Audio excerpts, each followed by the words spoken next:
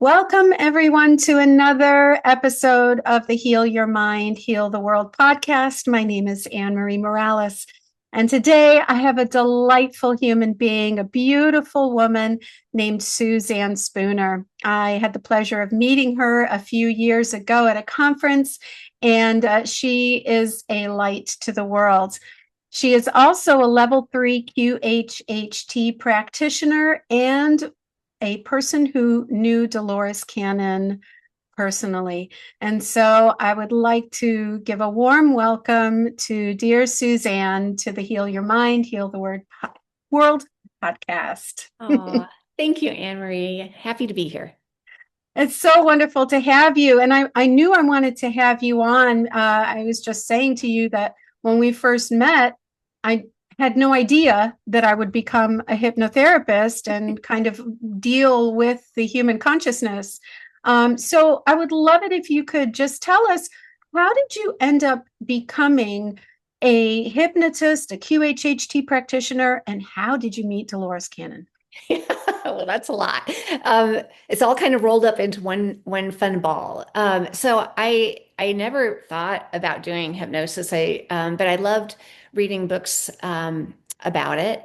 And back in about 2012, Dolores really popped up into my purview, and I found it fascinating what she did and the information that she was finding out in her sessions about other lifetimes and this amazing thing of tapping into the subconscious or high self to find answers for each client.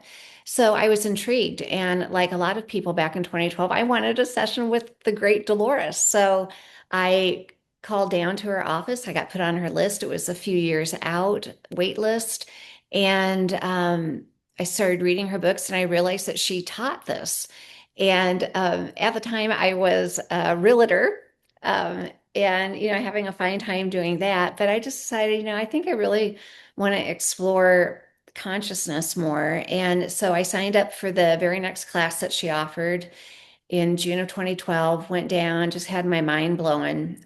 She was amazing, and her process seemed to make so much sense to me in how it was taught, and we had a practice day. I think we were only the second class in the world at that time in her live classes. There were no online classes yet, that had a practice day. So we broke up into a group of three, the whole room, and we would take turns on one day having a session, giving a session, and being an observer to a session. So it gave us this great experience. And then on the last day, we all came back and discussed what happened in those sessions with Dolores and her daughter Julia, and she would critique us and give us tips. And I bombed mine. When I was giving the session, it did not go as easily as I thought. And I really walked into that last day thinking, man, maybe I'm not cut out for this work. But as I listened to other people in the class, they would, some of them had amazing sessions like Dolores. I'm like, well, that's cool. Okay, they're brand new too. So if they can do it, maybe I can do it. And there's other people that had a hard time with their sessions like I did. And I thought, okay, I'm not the only one. So maybe I can work through this. And I came back to Des Moines, and I started working with my friends, and a few of them were just amazing subjects. And uh, it blew my mind. Like, I couldn't believe the lifetimes that we were dipping into and the advice that was given. And I was just in hook, line, and sinker from that. And I went to my level 2 class as soon as I could, about 6 months later. No, about 3 months later. And got to know Dolores and Julia a little bit, and very quickly was asked to assist them in the U.S. classes down in Arkansas, which was a great honor. And it allowed me to sit in the back of the classroom over and over and over and listen to her teachings and how she did what she did. And it gave me some private one-on-one time with her, which I love because she was just a wealth of knowledge and very generous in sharing what she knew. And it just helped me to be a better practitioner. That's beautiful. She assisted in bringing hypnosis and past life and all this knowledge of, hey, we're a lot more than what we think we are, Yes. to the fore of human consciousness. And the research that she did, using these subjects and following them and using them to mine knowledge, essentially. Were you witness to any of that process, or had she already written her books by the time that you were with her? She was still writing books. Okay. She was still writing books. I remember once I was at her house, and it was just such a great grandma house. And she had, her lazy boy and her crossword puzzles by her lazy boy, but she also had three books that she was writing at the time. And she had a room downstairs where it had all the recordings from all of her sessions. And I mean, these are on cassette tapes because that was the time we were in. And so, I mean, she was teaching, she was writing multiple books at once. She had her own publishing company, so she was doing that, and she was traveling the world. So, I mean, this woman was just amazing. So I did get to see a little bit of that process. Um, I wish I had more. Yeah, I bet. Wow, how wonderful. So you made it to the level 2, and then I assume you made it to the level 3 because that's where you are now. Well, Uh, it's funny. It wasn't level three. Um, oh, it started out as a support to Dolores. So Dolores, in her last years, really wanted to focus on the people who were most physically ill that needed that help. And her wait list at that time was, I think, like 6 or 7 years. And so she brought in six of us that she felt was doing a good job. And we were to take on most of her list. And she then could take on the ones that were in the most dire of physical states. So that's how it started out. It wasn't another level at all. It was just support for her. And then it after she passed, particularly, then it changed to a level that others could aspire to get to. And it was really when that came about, Julie and I had kind of picked up where Dolores had left off, traveling around doing the classes. We had just started the concept for the first online class, and what we saw level 3 as being as is being very pure to the way Dolores did her own sessions, because I can be the poster child for wayward practitioners. I was so far off base. I didn't realize I was. I added things in, I took things out. I was a hot mess. And so when we got vetted by Dolores and Julia, these six of us, to take on her work, she, bless her heart, assumed we were on track. I mean, she thought, this will be easy. And so she wanted us to send in a session first before we all met so that she could verify that we're right on track. And she walked into that room with the six of us after teaching level 1 and level 2. I mean, she was the Energizer Bunny and went straight the next day into us. And she sat down and kind of did the, and we're like, whoa, whoa, what's going on? And she's like, you guys are so far off track. And we really have to go back to basics. And we're like, oh, we all thought we were pretty special, to be pulled into this group. And, but man, we all stunk. And we really had to get back to basics. And so that's what we've made level 3, is just reminding everybody what she taught us. And once you get to level 3, you've had at least 125 sessions. So you've got some great experience to draw on.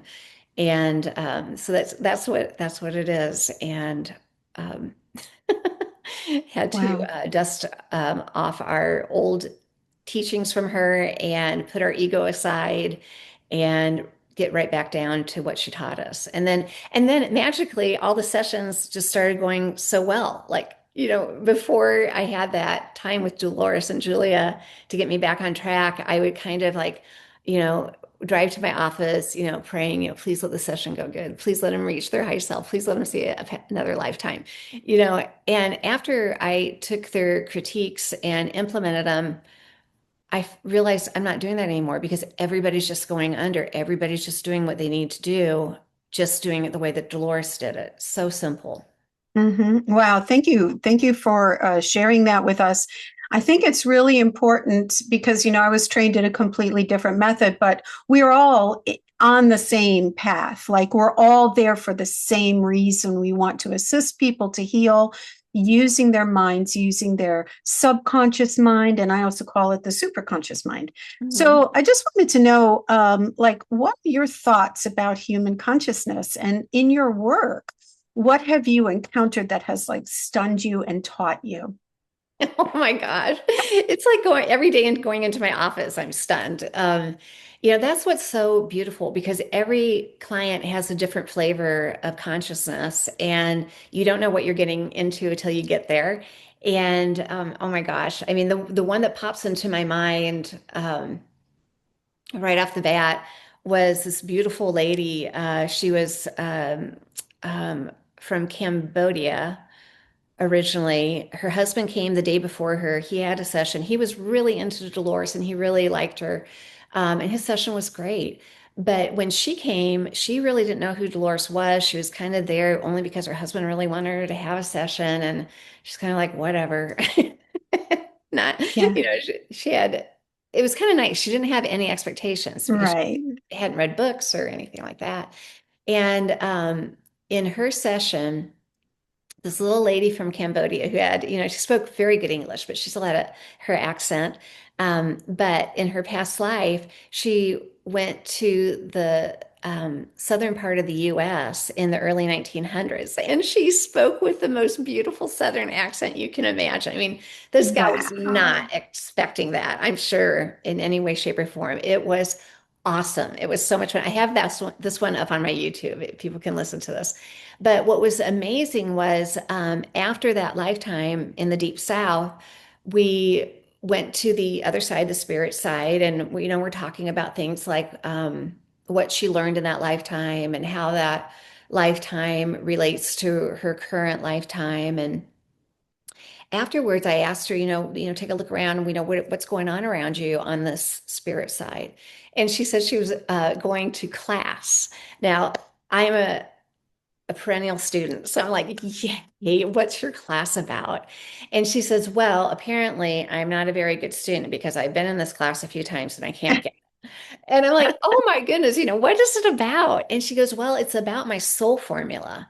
And I'm like, whoa, I have never heard about a soul formula before. And I'm like, what is it? And she's like, well, apparently I can't tell you because I don't get it yet. And I'm back in class. I think this was her third time to be back in soul formula class. And so I'm asking her about her teacher. And, this teacher was, very patient with her. And I started doing something that I'll do from time to time when it seems appropriate. And I started a three-way conversation with the teacher through her. Can you ask him, about soul formula? Can you describe what that is? I don't understand. And once I got that three-way conversation going well, I asked her, if it's easier for you, and I'm kind of like doing this because I really want to talk to him. And I said, if you want to just step back and I can just speak directly to him, if that's okay with you. And it was so funny, Anne Marie, because you hear on the recording, she goes, well, she's talking to him. She says, do you want to talk to Suzanne?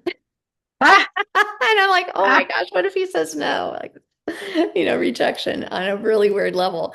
And her voice alters a little bit, shifts just a bit. And it sounded very, to me, like a male. I mean, it's her voice, but it had a different cadence to it. And he says, yeah, what do you want to know? And I'm like, all right, Betty, let's go just cool, and like, I want to know about the soul formula. I want to know about this. I want to know about, I interviewed him, I found out he was from the 10th dimension. This class, I think, was love the it. seventh dimension, and he would Love like to it. come down to teach it because he was so into teaching soul formulas. And then afterwards, so I talked to him long enough, and finally he says, hey, Suzanne, I got to get back to teaching class. Okay, I'm so thank you. Sorry. You do you, and I brought her high self forward, subconscious. And she and I were talking about the whole exchange. I mean, another aspect of her wasn't something separate from her. And I said, I'm just so amazed about this soul formula thing. And she says, well, don't ask me to tell you what it is because that teacher will get so mad at me if I give her the answer. And I'm like, okay, no, I'm like, I would love to know her soul formula, but no, I don't want to get anybody in trouble. It's all good. She'll figure it out. And the high self says, well, you figured out yours. And I'm like, news to me. And I said, I Wow. don't remember that. And she gave it to me. And it was really interesting, Anne Marie, because she's, the client's laying there, her eyes are closed, and she uses her finger like a pencil. And she says, it's like a this, and then a five under that, and then and she keeps going on.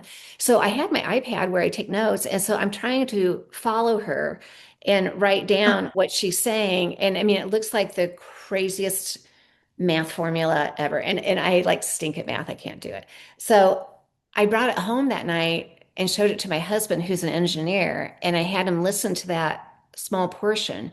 And I'm like, do I have this right? And he's like, no, you need to put the bracket over here and, do this and that.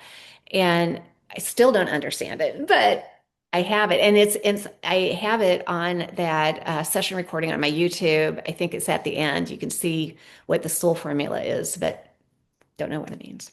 Well, that's way over my head. I Yeah, mean, so I mean, so that's just a typical day at my office, so I never know what's going to happen. That was a lot of fun. wow, how exciting. One of the things that Dolores is known for is drawing down the higher self and doing healing, like actual healing on people. Can you share with us either what you witnessed with her or what you have witnessed in your own practice? Oh my gosh. So Dolores was a pioneer in understanding that we can look at physical symptoms as messages from the higher self, trying to get our attention that there's a thought, a belief, or an experience that we're looping that is affecting different parts of the body. She would say that the body speaks in a very literal language. And if you understand the language, you can understand the message that's trying to come through via the symptom. If you make the change, the symptom drops off. It's just a messenger. So, I mean, it's looking at our bodies and our health in a whole different way than what we've, been taught as we grew up. So, yes, I mean, almost every physical person has something going on in the past or current that they're dealing with. So the way that we approach that in a session is once we get to the high self portion, usually there's a past life or another experience, and then we segue into the conversation with the client's high self. We'll start asking it to scan the body. And the clients also probably come with a list of physical questions that they want some healing for. But the beautiful part about that process is all we are is energy in these unique, dense forms. As energy, we create our own issues. As energy, we can heal it.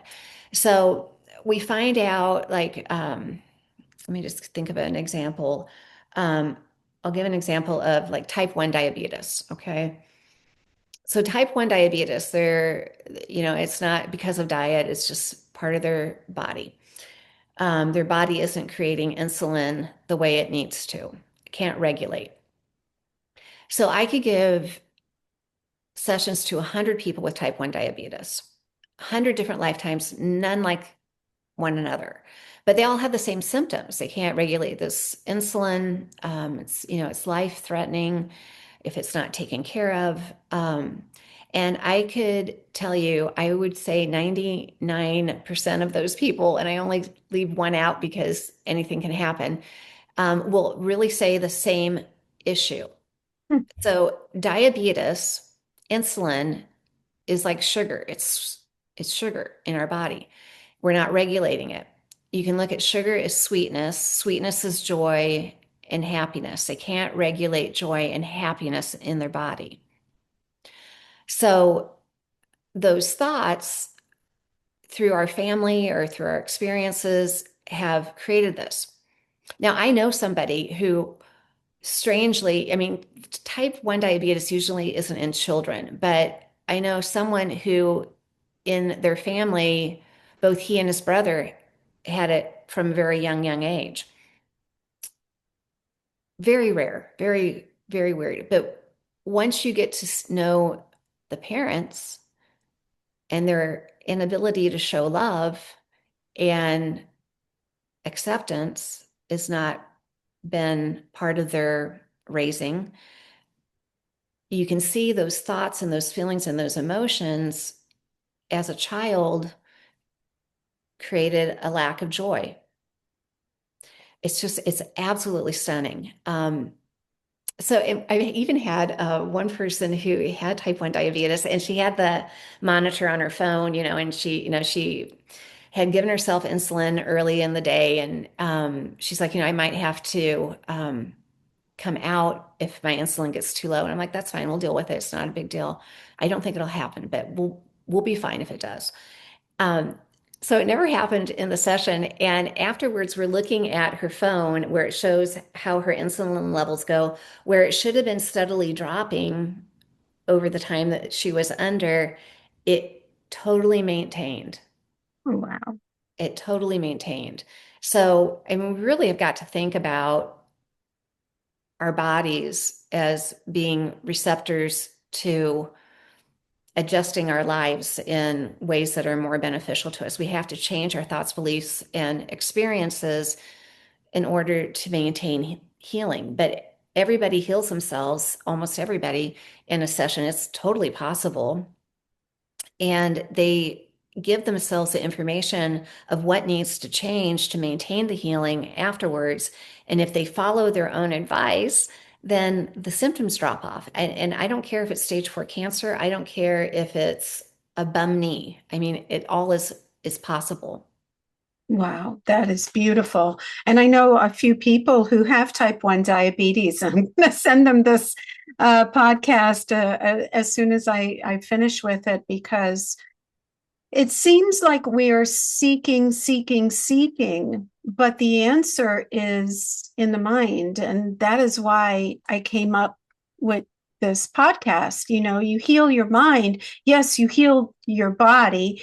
And when I came up with the idea for the podcast, or actually the idea, heal your mind, heal the world, it's because, we're all in ascension. We're all in this awakening of human consciousness, and the earth is in chaos. Mm-hmm. And really, like, what can we control? Nothing except our own minds, except our own perception of who we are in our world, and our inner world reflecting our outer world, and vice versa. And so this concept that all we can do is heal ourselves, and through doing that, we literally lift up the whole planet, because we're all interconnected. So that's where I came up with the idea for this podcast. And, I wanted to ask you, as a being on this planet, was there ever a time where you needed to heal your mind? And how did that work for you? No, that's a daily thing. Yeah. It is. It is funny when you do this work that I do. It takes the victimhood out of everything. Like, can't, oh, poor me. It's like if, I don't know, if anything is happening in my own body, I mean, I know to stop and go, okay, what is it trying to teach me? Why am I creating this? What have I learned from it?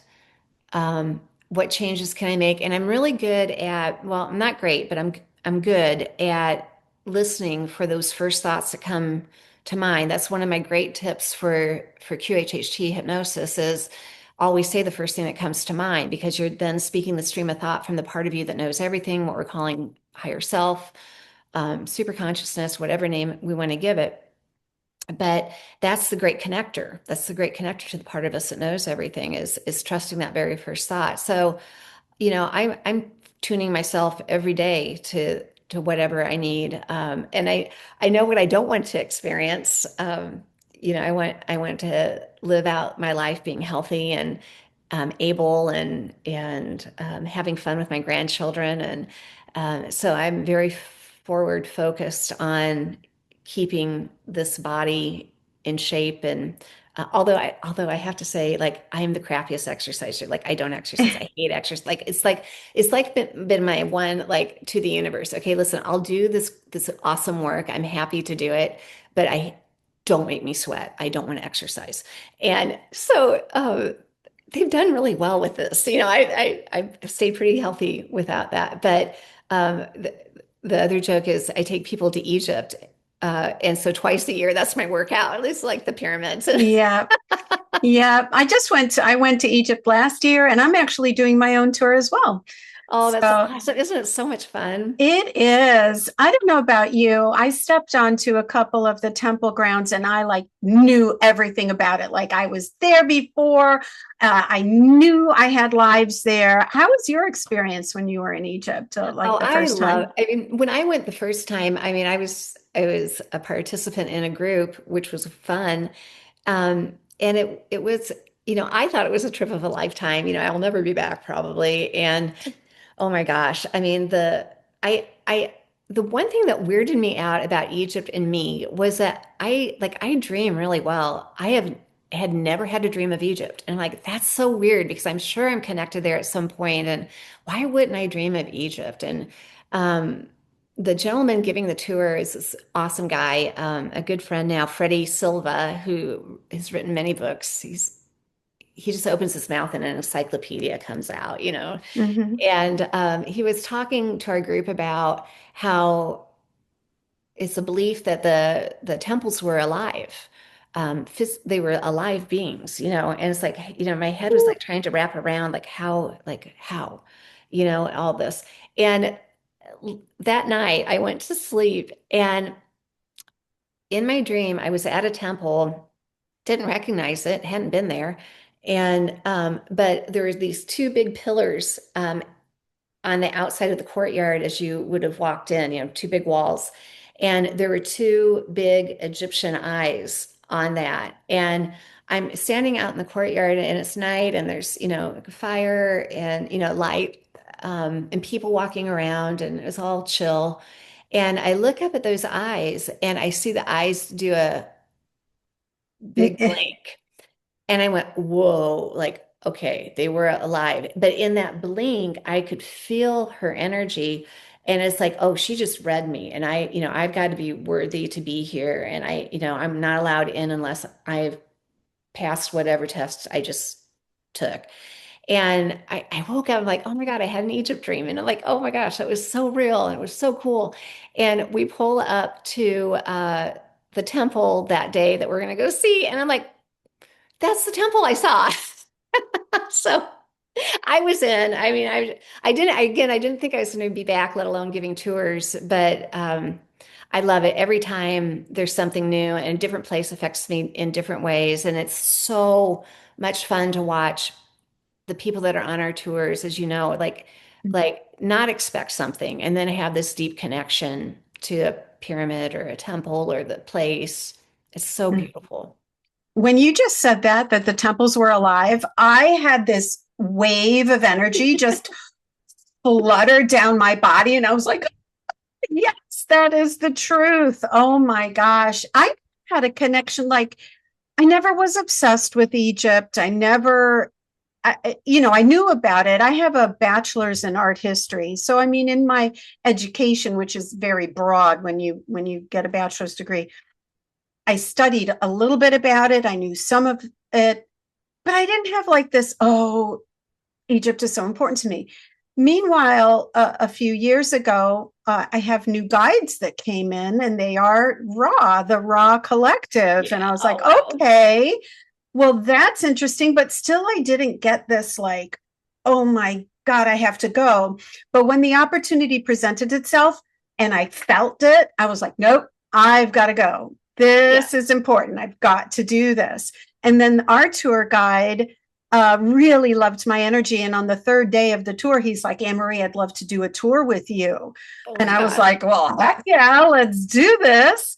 So I know you're going in December, I think. Am I No, correct? we go in a few weeks. We go in April. We usually do two a year. Mm-hmm. It's Sarah Bressman Cosme and I Mm-hmm. do them together, and we're doing April and September this year.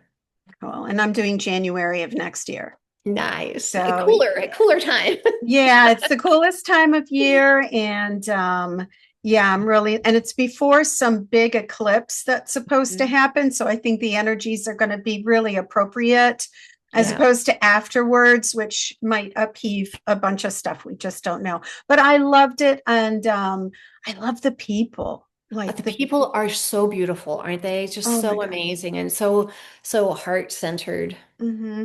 Yeah, I think it's a part of the land. Like I really feel that part. Oh, and the connection with Atlantis. Yes. Yeah.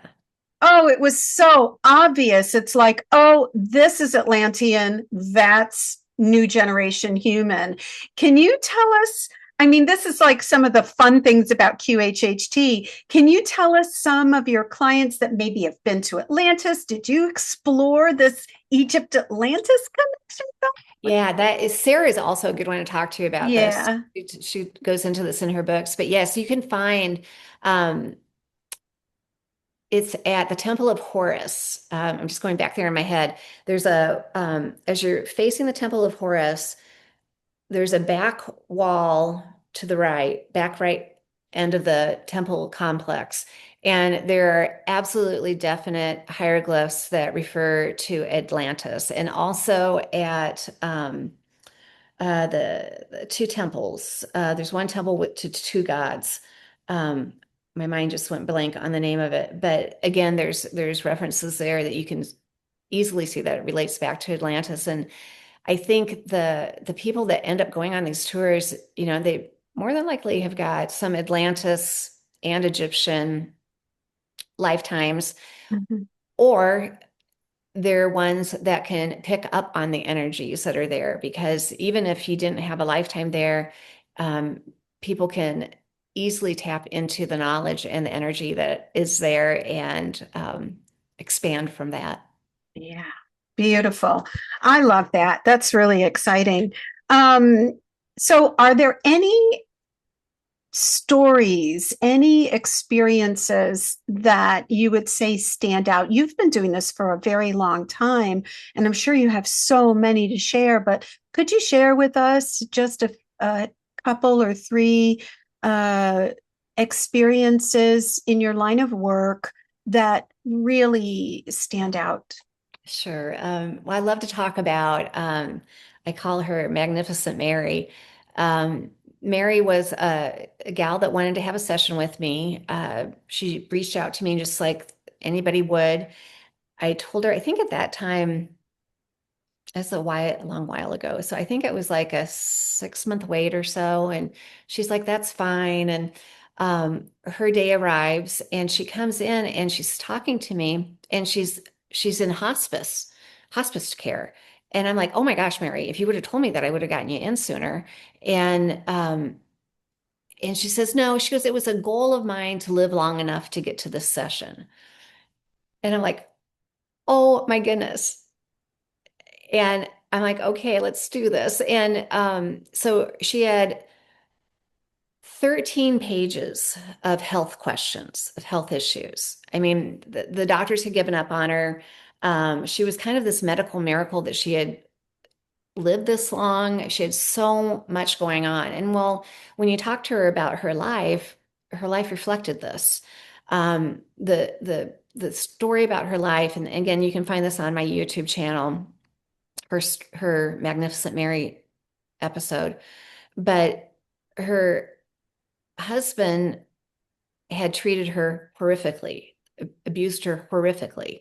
And but she loved him and she couldn't stop loving him. And he kept abusing his body in every which way possible. And she knew from a young age that she had this gift where she could take other people's pain away from them. And she would send it on, it wouldn't stay.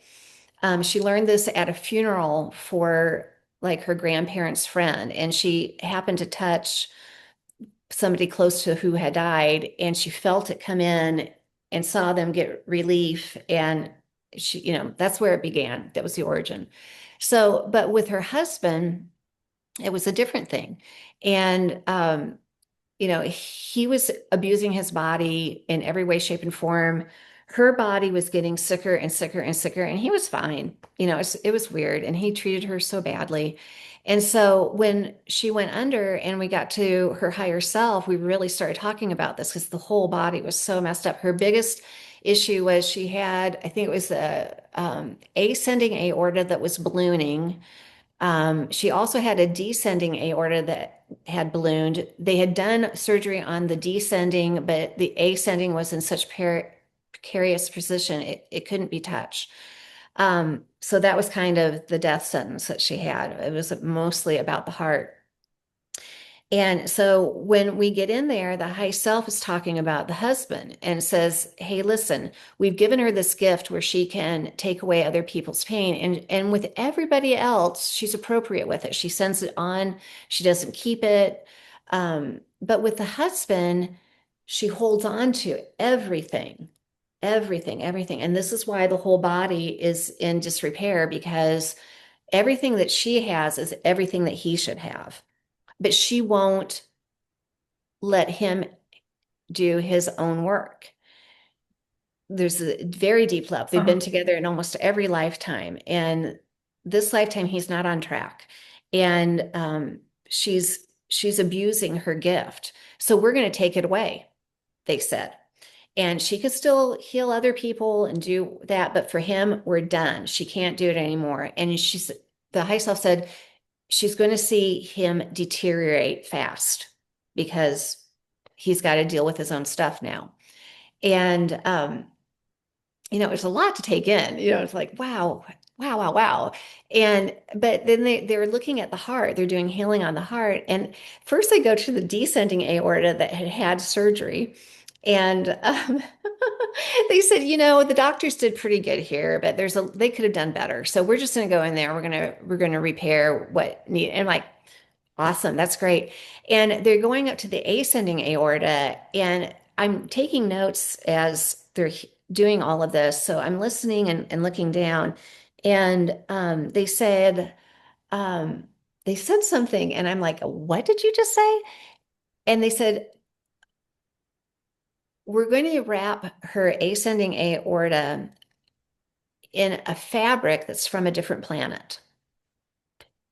And Oh we've my. tried this with a few humans, and it seems to be working well. The fabric is lighter than air and stronger than steel. And if a surgeon's scalpel were to touch it, it would shatter. And she does have an enlarged heart. That was the issue.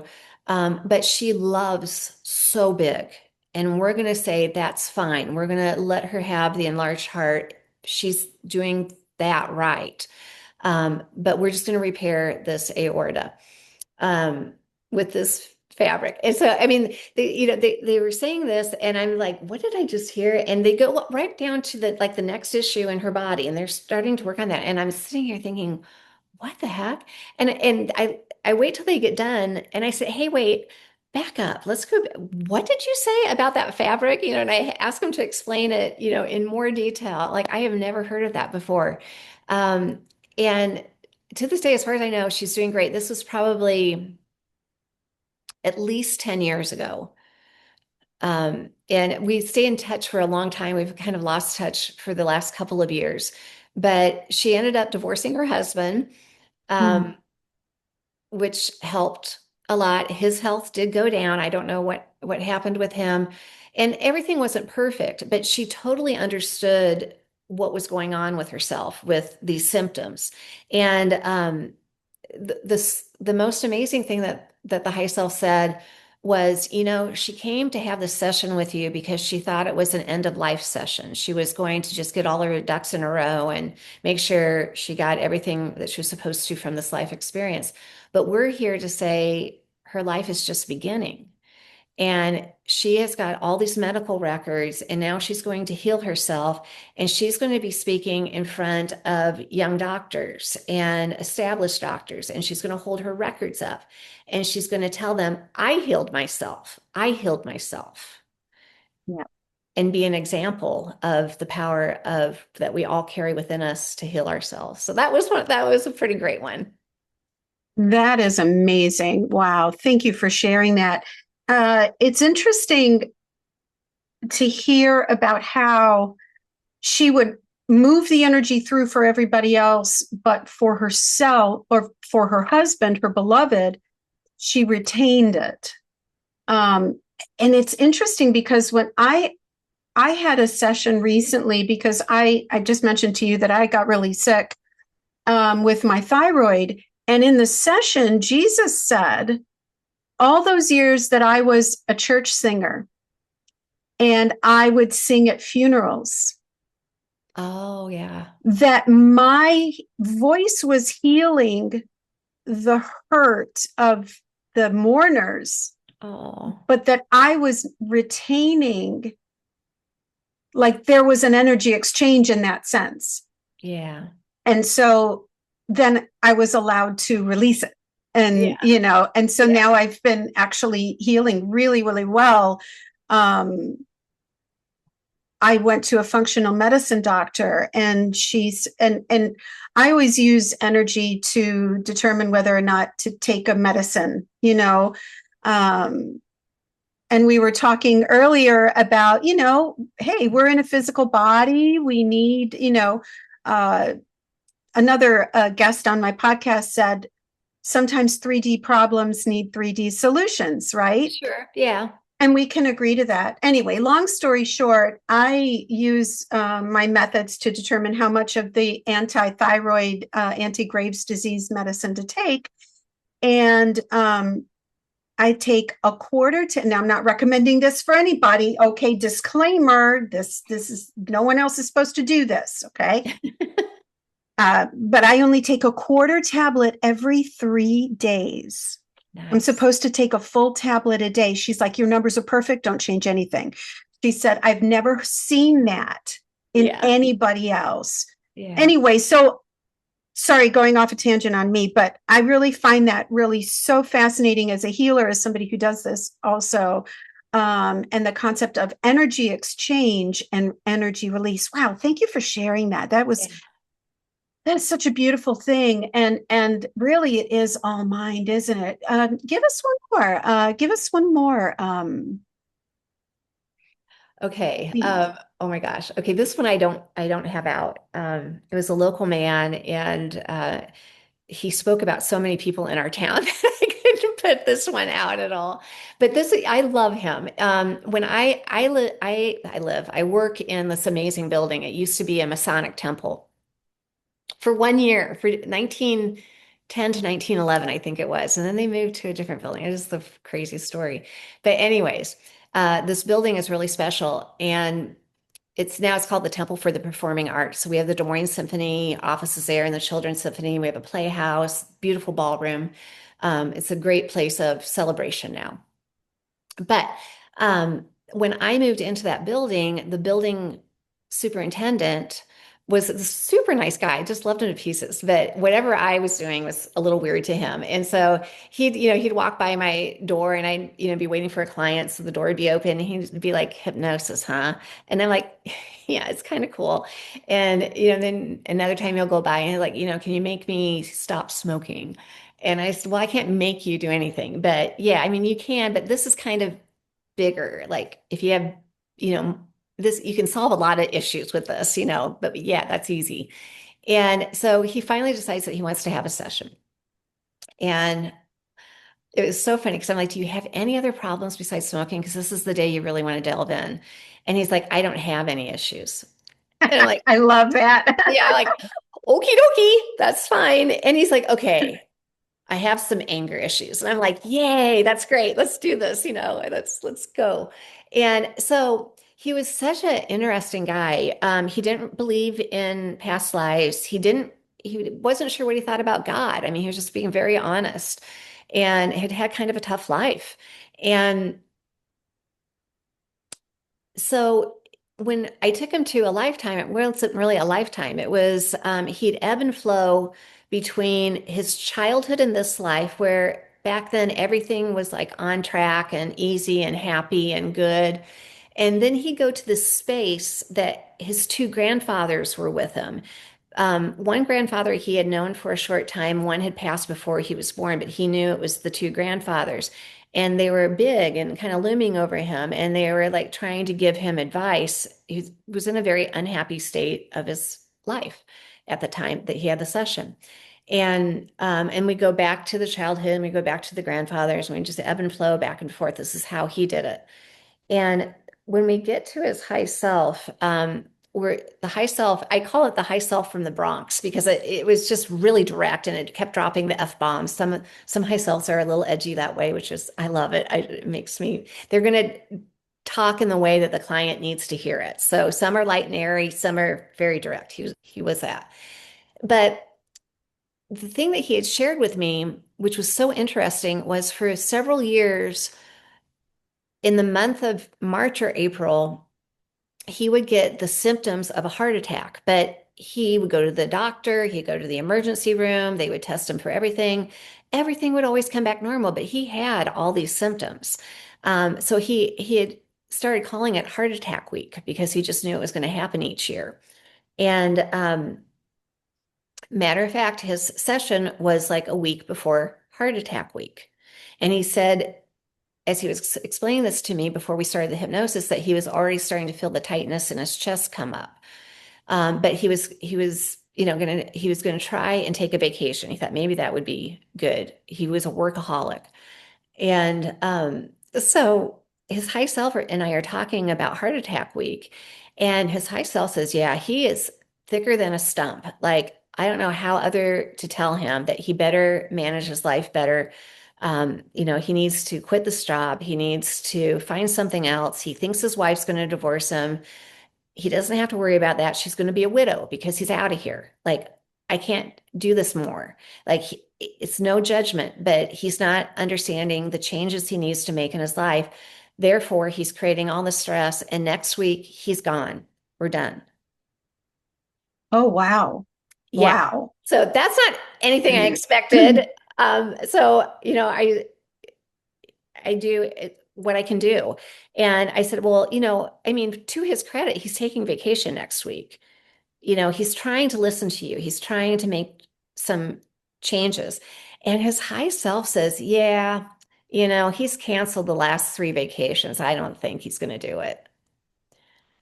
And I'm like, I think he will if he hears this recording. I think he will. And he's like, there's 3 major life changes he needed to make. And he says, if he doesn't do it, we're just done. And he goes, I don't mean that to be mean, but we can't keep doing the same things over and over and hitting the brick wall. And it's sad because his high self says, because he's raising his granddaughter and she's little and he wants to be here while she grows up. And all he has to do is these 3 changes, and they're big changes, but he can do them. And so we came out of that session, and this was a long time ago. Again, this is back when I first moved to this building about 10 years ago. And he was one that didn't remember. That's changed now. Most people are very aware in hypnosis, but he didn't. And he came out of it, and the guy who's a toughie, had had a steady stream of tears the whole session. He was really releasing a lot, and he was embarrassed that he had been crying. I'm like, no, it's no big deal at all. You really have got a lot more on this than you know. And so I had to sit there with him and say, here's what is going on with Heart Attack Week. Here's what they said, and it's all in the recording, and you really need to go home and listen to this right away. And you have to make these changes soon, because you want to be here for her. And he was just like, what the heck? I just wanted to stop smoking. Like, I know, like, this is what we got. This is what you said. And he did. He went home and he started making those changes, and he's still around. And Wow. yeah, so, not everyone is a life or death thing, but it is such an honor to help people discover anything that helps them have a better life, the Mhm. small things to the giant things. And, I just feel, I'm on the front row seat of human consciousness in the most amazing ways. And I'm all in, I'm here for it. Oh, wow. What a beautiful story. And it also goes to show how really the higher self is in charge of all these sessions. They're Yeah, going oh, to it is. give you, yeah, like they're going to give you exactly what you need at that moment. So Yeah, yeah. there's, I call it the Rolling Stone sessions. You might not get what you want, you're going to get what you need, yeah, So that's it's never what they thought it was going to be like ever. right. And that's what is so beautiful about this because you can't make this stuff up. It's every lifetime is picked because or experience is picked because that's what that client needs to understand more deeply about themselves to move forward in a higher and better way. So, I mean, it's just such a it has the potential of being the best day of your life, and that's how I come at it. I give my all, and they're giving their all, and we're doing our best, and their high self is crafting that day in the most perfect way for the best outcome possible. But then it's, we all have free will, so it's up to us what we do with it afterwards. And some roll with it and make the changes, and some decide they need to go through, the victimhood or the pain or the discomfort a little bit longer. And hopefully, they'll pick that recording back up and listen again and make the changes that they give themselves. Mm, that's just beautiful. And it aligns with a belief that I have that between your free will and your higher self, you actually generate experiences that is your next step in your healing journey, in whatever it is, in your growth journey, we can say. And how the higher self, and also what you're saying here is that there were exit points along his path that the higher self was like, no, we'll keep him in for another go. No, we'll keep him in for another go. And then the higher self was like, nope, we're done. Like, he didn't get it. He's not going to get it. And boy, oh, what an intervention your session was for him. Oh my gosh. He's, I mean, I give all credit to the clients. They're just amazing. I'm just a facilitator, but I will say it was a couple years after that session and he quit, I'm like, oh man, like I loved him as my superintendent, he moved on like he was supposed to. And my husband and I were having dinner on the far side of town and we were in a booth and I could hear the family behind us, and I was like, "Oh my gosh, he has a kind of a distinctive voice." And I'm like, "I've heard that voice before." I'm like, "Oh my gosh, I think that's him." And I kind of like peeked around the booth, and there was his granddaughter who had grown. I mean, she wasn't a little girl anymore. And it's just like, "Yay!" He stayed in place. And he and his wife were having a great talk. They were laughing and having fun, and that's not how they were when he came in. They were much at odds with each other. And so I don't know. I mean, it's just like little wins like that. That just, it's just such a joy to And um, to see that. wow, it really, really is. And what I love about what you just shared with us is that you're never too old, you're never too late to change. It's always possible. And just when you think like, oh my gosh, I'm going to die, that's not the end, and it's never really the end. No, it's not. There's one that I did. Oh my gosh, this was so cool. This was actually on another practitioner who I had taken level one with, maybe level two too, but definitely level one. She's amazing. She's a scientist and she's well known in the world for what she does in the science part of it. But she was interested in this too. But she reached out to me years later, and she was in hospice as well, and she really wanted an end of life session. Like she goes, I'm about out of this. I just want to wrap up some final things. And oh my gosh, her higher self was like a collective, and she has kind of an English accent, so she just has it's just this poetic way of delivering the information. And gosh, I can't think of the name of that one. That was on my YouTube too.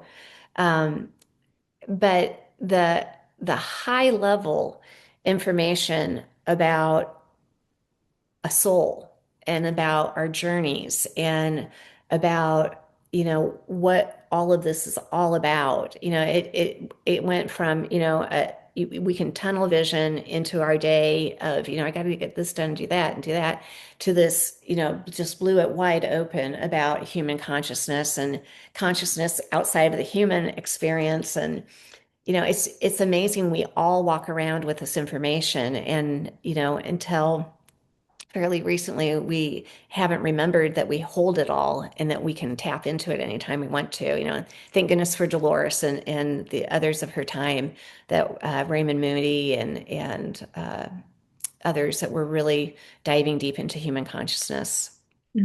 Wow, thank you. Yes, absolutely.